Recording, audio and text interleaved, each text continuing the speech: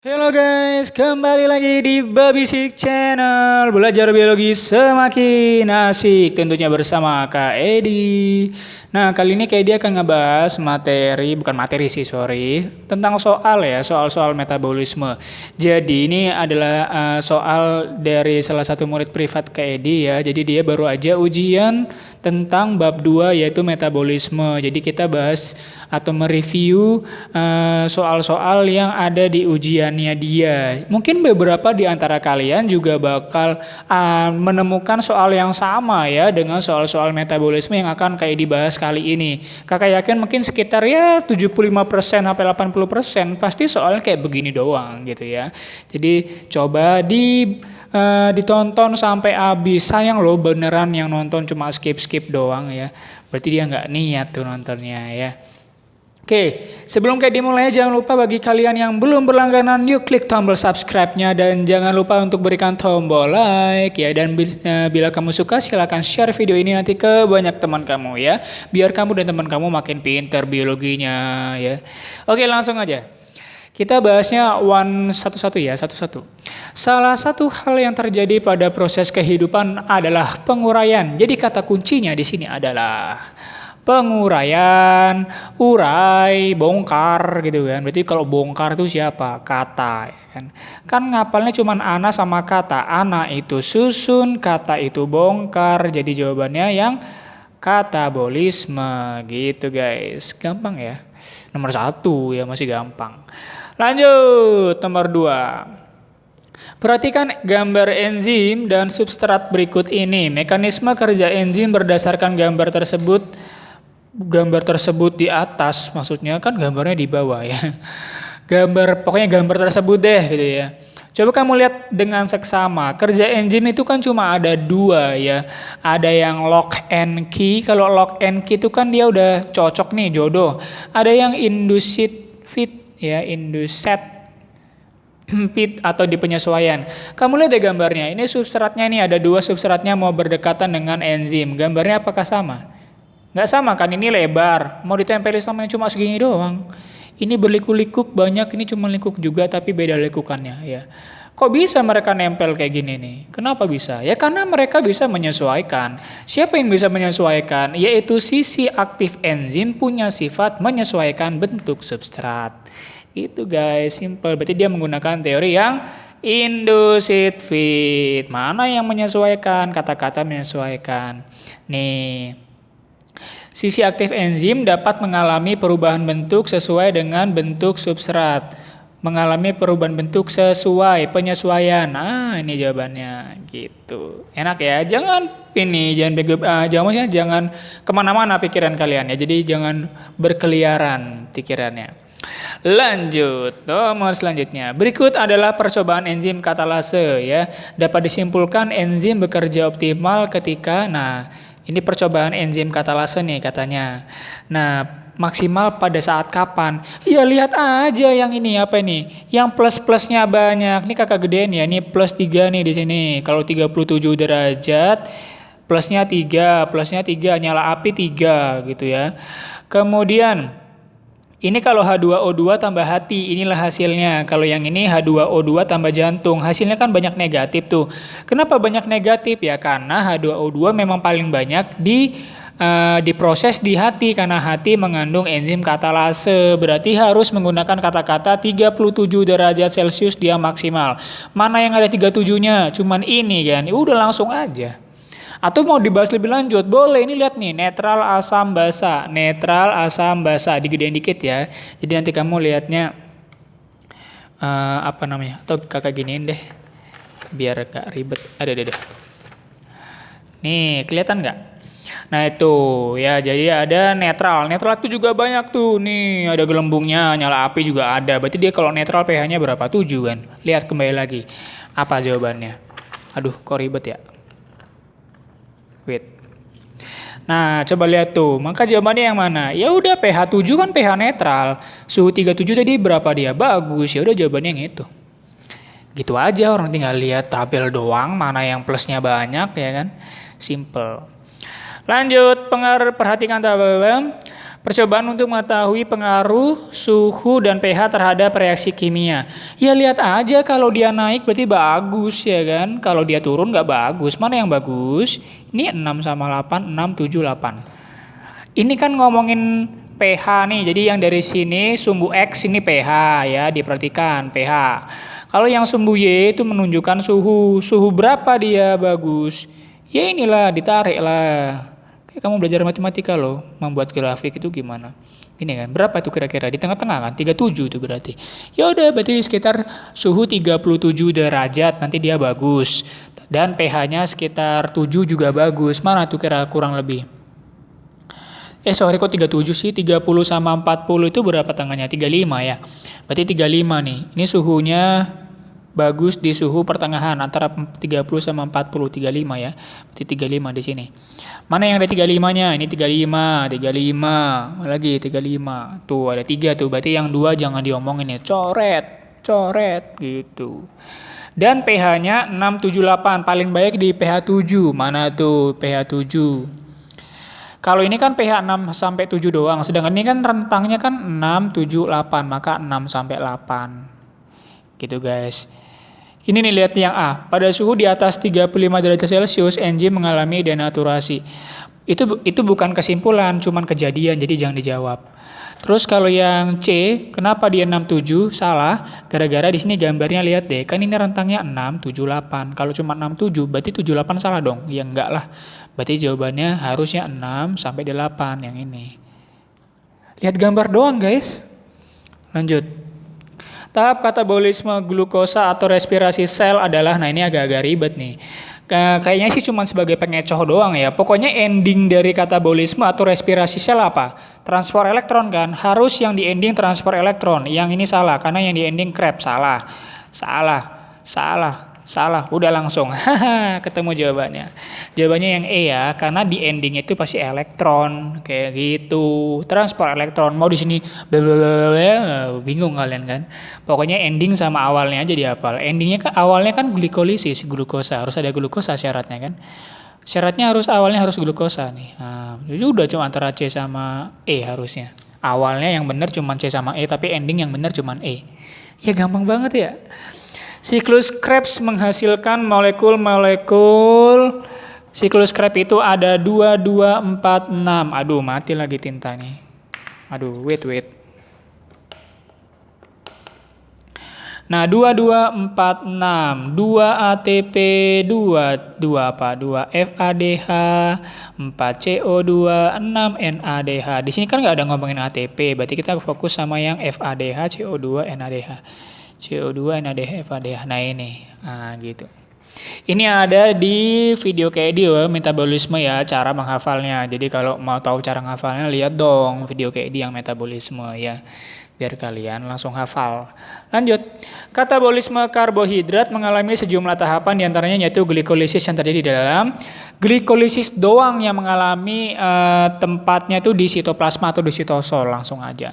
Sedangkan yang di mitokondria, kalau namanya respirasi, mana ada ribosom.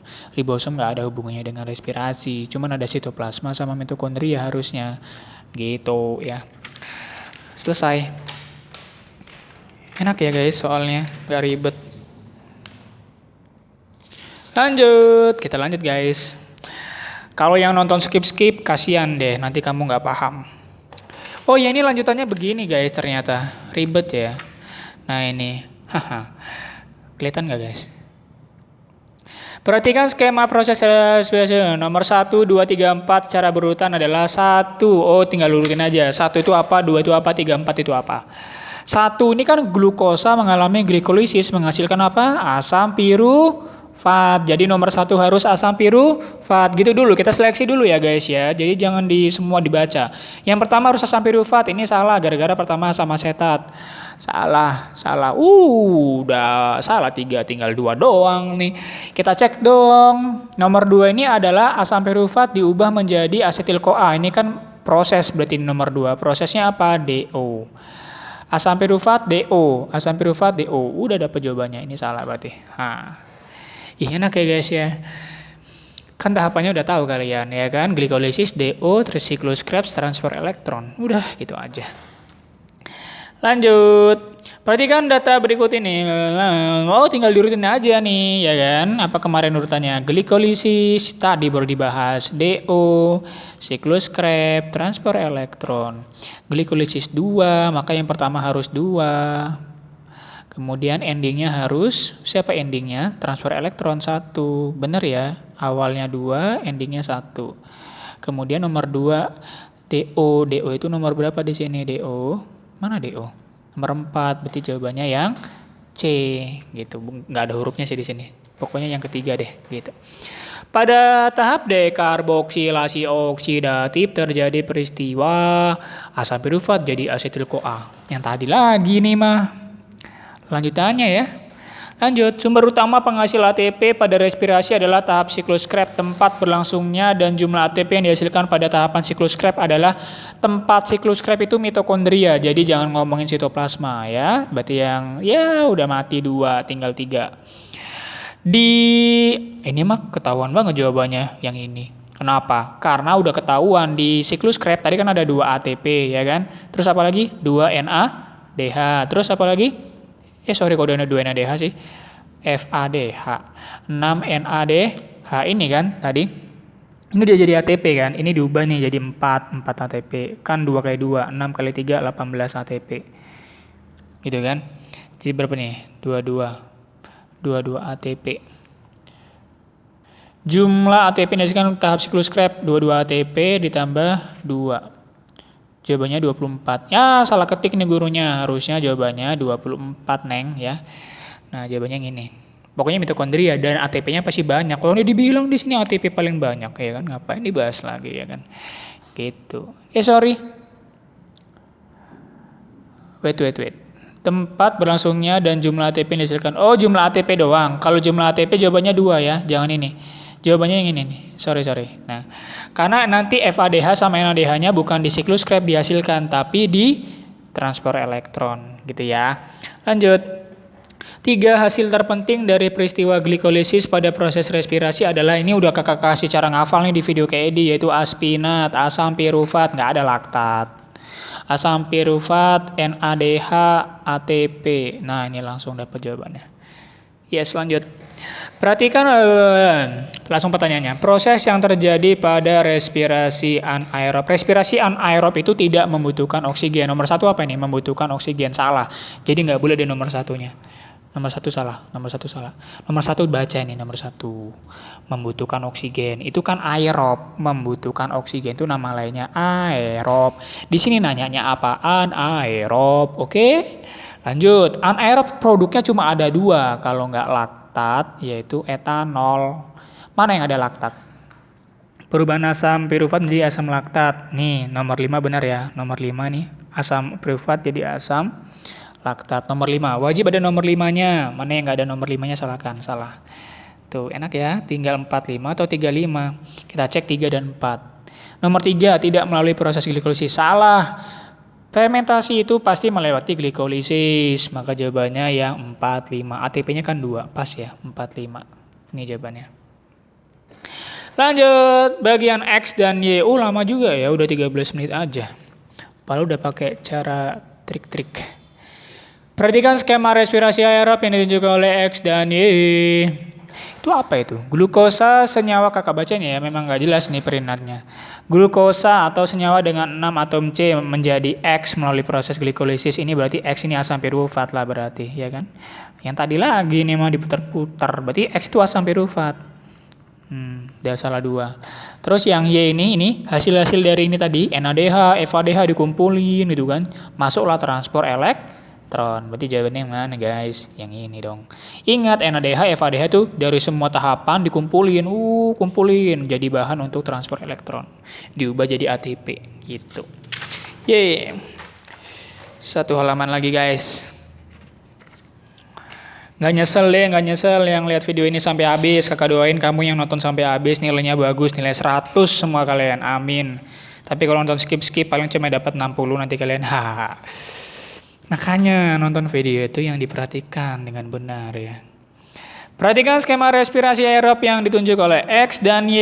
Ini adalah reaksi apa ini? Ini adalah reaksi gelap. Gara-gara apa? Ada bacaan di sini, Calvin cycle. Nanti kalau kamu ujian, kan ini biasanya pakai HP atau komputer kan, pasti ketahuan kok bacaannya di sini. Calvin cycle atau siklus Calvin itu kan reaksi gelap. Jadi ini gambar reaksi gelap. Apalagi di sini ada dibuat nih, Rubisco. Rubisco itu enzim ya. Jadi ini Y ini apa? Y ini CO2. CO2 ditangkap oleh siapa? Oleh RUBP. Ya udah jawabannya ketahuan. X-nya RUBP. Mana X-nya RUBP? Apa tanyanya? X kan? X-nya RUBP. Kok nggak ada? Wait. Mana nih? Yang Y-nya CO2. Kok nggak ada?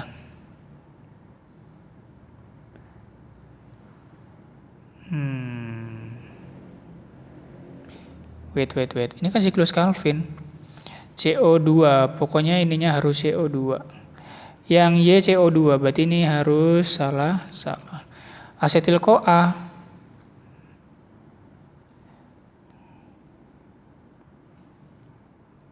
Wait, ini kan reaksi gelap ya, bukan siklus Krebs. Kalau siklus Krebs baru pakai asetil-CoA.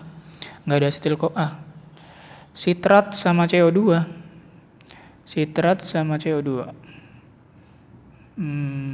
Emang ada, bukannya RUBP ya. Ini kayaknya bukan tanaman ini dia, tanaman C3. Ini kayaknya tanaman yang lain nih.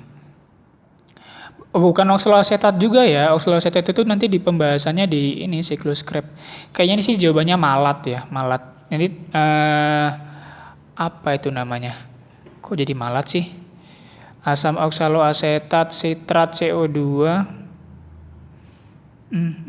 Kok jadi bingung kakak ya? Ini N6-NADP jadi gula. Ini harusnya RUBP. Kan 5 molekul G3AP jadi ini. Iya, ini RUP atau ribulosa fosfat atau jadi berubah lagi menjadi ribulosa bifosfat. Ribulosa bifosfat bergabung dengan Rubisco menjadi fosfogliserat aldehid atau 3 fosfogliserat. Nanti berubah lagi menjadi ini. Iya kan di video kayak di sebelumnya nih. Kok aneh ya? Pokoknya Y-nya CO2 nih.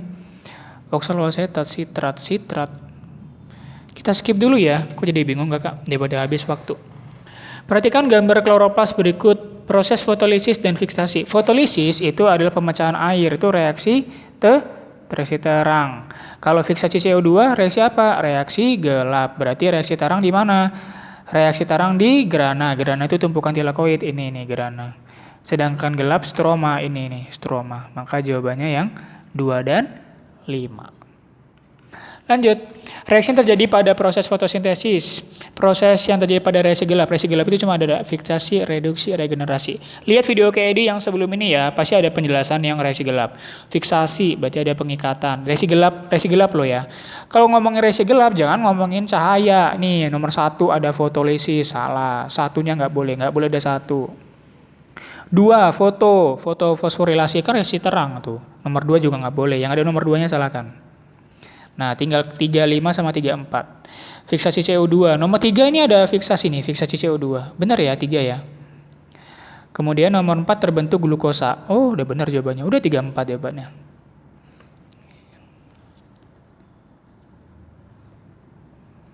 Kalau di reaksi gelap justru NADPH itu dibongkar ya, maka nomor 5 salah gitu. Lanjut, pada fotosintesis dihasilkan oksigen. Oksigen berasal dari fotolisis. Nih tadi. Di video kayak di sebelum ini ada penjelasannya dari mana oksigen yang begini loh guys. H2O jadi 2H plus tambah setengah O2. Ini kan oksigen. Kalau di percobaan dengan Haus berupa gelembung. Senyawa yang diperlukan dalam reaksi gelap tetapi tidak berasal dari reaksi terang. Kalau yang berasal dari reaksi terang itu NADPH sama ATP. Ini dari reaksi terang. Dan digunakan untuk reaksi gelap. Kalau ini dibilang apa? Diperlukan dalam reaksi gelap tapi bukan dari reaksi terang. Ya CO2. Lanjut, bagian siklus Calvin. Ini berhubungan sama yang tadi nih. Ini berhubungan nih. Betul kan ini RUBP? Nggak percaya kalian tuh. Nih. CO2 bergabung dengan RUBP menjadi apa? Menjadi PGA. Pokoknya nomor 3 ini glukosa kan.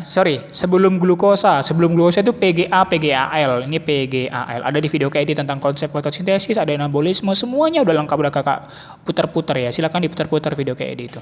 Nomor 3 itu PGAL pokoknya. 1, 2, 3. 3-nya PGAL. Pokoknya 3-nya PGAL. Udah jawabannya ini. Ini ATP jadi 2, dibongkar jadi ADP. Bener kan nomor 2 ADP. Dan ini adalah PGA atau senyawa karbon yang labil. ABG kali ya. Nah itu guys. Jadi yang ini kita skip aja ya. Karena daripada kakak salah jawab ya. Mungkin ini ada kesalahan soal ya. Harusnya RUBP gitu. Udah jelas kan orang ini kan gambarnya sama persis ini. Lihat aja orang sama persis kok. Ya, oke, cukup sekian dari KED. Mudah-mudahan kalian terbantu dengan penjelasan video pembahasan soal-soal metabolisme dan bisa jadi ini merupakan soal ujian kalian atau yang sudah ujian juga atau yang belum ujian ya. Jadi sebagai latihan belajar. Sekalian juga belajar mereview untuk persiapan PTN kamu tahun depan 2021 guys. Jadi jangan bilang, udah ujian kok ngapain nonton, jangan gitu. Coba nonton aja sekalian kamu mereview pemahaman kamu tentang metabolisme kemarin yang sudah kamu ujiankan gitu. Oke, kalau yang sudah nonton ini dan belum ujian, nanti kalau kalian sudah ujian, tolong dong komen di bawah berapa nilai kalian ujian metabolisme. Atau yang sudah ujian metabolisme, boleh tolong kasih nilai di bawah. Berapa nilai kalian? Di komen, tenang aja, tidak ada pencelaan ya. Namanya juga belajar ya. Oke, cukup dulu dari Kak Edi. Babisik Channel, belajar biologi semakin asik tentunya bersama Kak Edi. Bye-bye.